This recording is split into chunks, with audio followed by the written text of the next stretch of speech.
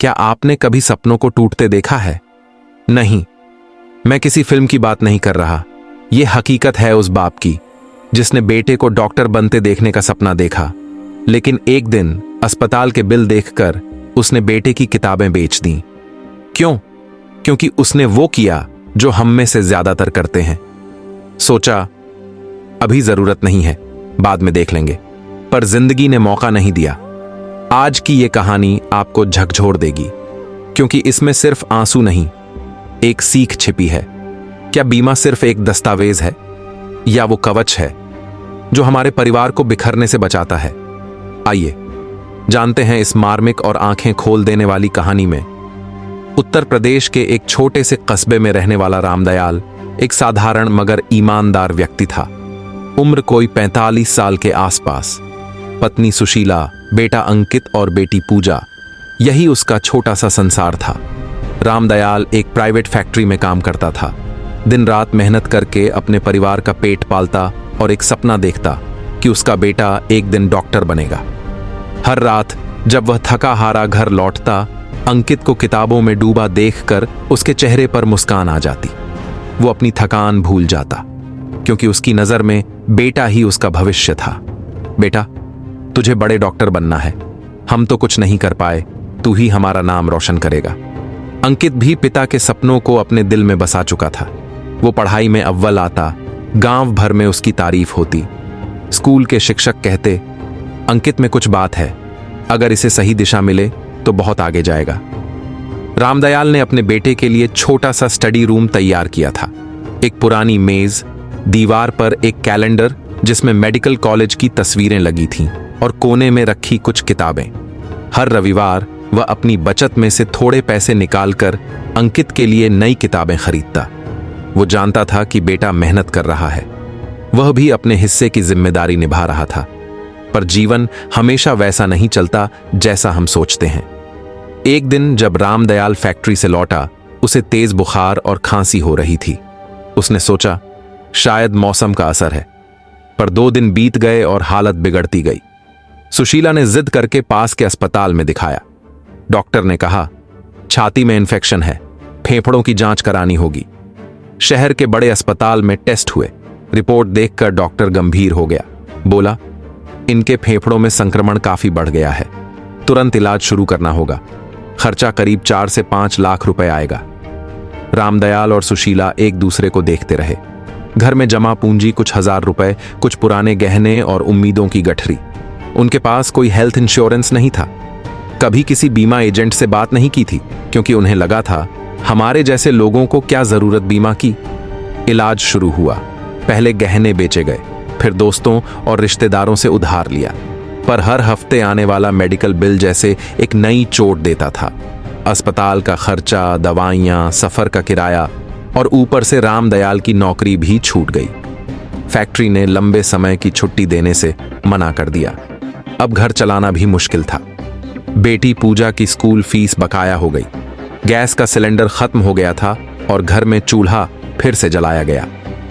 एक दिन डॉक्टर ने दवाइयों की लिस्ट दी। कुल खर्च 18,500 रुपए। रामदयाल और सुशीला के पास कोई रास्ता नहीं था। उसी रात उन्होंने मिलकर एक फैसला लिया। अगली सुबह अंकित जब स्कूल से लौटा तो उसकी मेडिकल की किताबें गायब थीं। पापा, मेरी किताबें कहाँ हैं? रामदयाल चुप रहा। सुशीला ने उसके सिर पर हाथ फेरते हुए कहा, बेटा, अभी तेरा डॉक्टर बनना रुका है, पहले तेरे पापा को ठीक करना है। अगले दिन अंकित ने ट्यूशन जाना बंद कर दिया। रात को पढ़ने की बजाय अब वह अपनी बहन की देखभाल करता।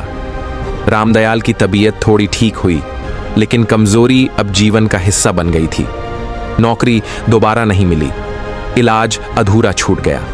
अंकित को कॉलेज की एडमिशन लेटर भी आ चुकी थी, लेकिन फीस भरने के लिए पैसे नहीं थे। उसने चुपचाप वो लेटर जलाकर राख कर दिया। हर रात वह अपनी पुरानी किताबों को देखता और खुद से सवाल करता, क्या मेरा सपना सिर्फ एक सपना ही रहेगा? एक और परिवार, उसी कस्बे में रहने वाला श्रीकांत, रामदयाल का पुराना मित्र। उसने सालों पहले एक हेल्थ इंश्योरेंस पॉलिसी ली थी। हर महीने सिर्फ 500 रुपए प्रीमियम देता था। जब उसकी पत्नी को कैंसर हुआ तो इलाज में 8 लाख रुपए खर्च हुए। लेकिन बीमा ने सब कुछ कवर कर लिया। न सिर्फ इलाज हुआ, बल्कि बच्चों की पढ़ाई, घर का खर्च और पत्नी की देखभाल भी चलती रही। उसकी बेटी इंजीनियरिंग कॉलेज में दाखिल हो चुकी थी। रामदयाल ने एक दिन उससे पूछा, तू इतना खर्चा कैसे उठा पाया? श्रीकांत ने मुस्कुराकर जवाब दिया, भाई, मैंने बीमा इसलिए नहीं लिया था कि मुझे डर था। मैंने बीमा इसलिए लिया क्योंकि मैं अपने परिवार से प्यार करता हूं। इस कहानी में कौन गलत था? रामदयाल ने अपने बेटे के लिए सपना देखा, उसे पढ़ाया, उसे प्यार दिया, लेकिन भविष्य के खतरे के लिए तैयार नहीं था। क्या हम भी आज यही नहीं सोचते, अभी तो ठीक हूं, बाद में देख लेंगे? पर क्या अनिश्चितता कभी दस्तक देकर आती है? अगर आज कुछ अनहोनी हो जाए तो क्या हमारा परिवार तैयार है? क्या हमारे बच्चे, हमारे सपने, हमारी उम्मीदें सुरक्षित हैं? बीमा कोई खर्च नहीं है। ये वो पुल है जो हमें वर्तमान की अनिश्चितता से निकालकर भविष्य की स्थिरता तक पहुंचाता है। आपका बीमा सिर्फ आपकी जिंदगी नहीं, बल्कि आपके परिवार की हंसी, आपके बच्चों की पढ़ाई, आपकी पत्नी की इज्जत और बुजुर्गों की देखभाल बचाता है। हर बीमा पॉलिसी एक वादा है कि अगर कुछ हुआ तो मैं तुम्हें अकेला नहीं छोड़ूंगा। कभी कभी समझदारी का मतलब यही होता है कि हम अपने लिए नहीं, अपने अपनों के लिए सोचें।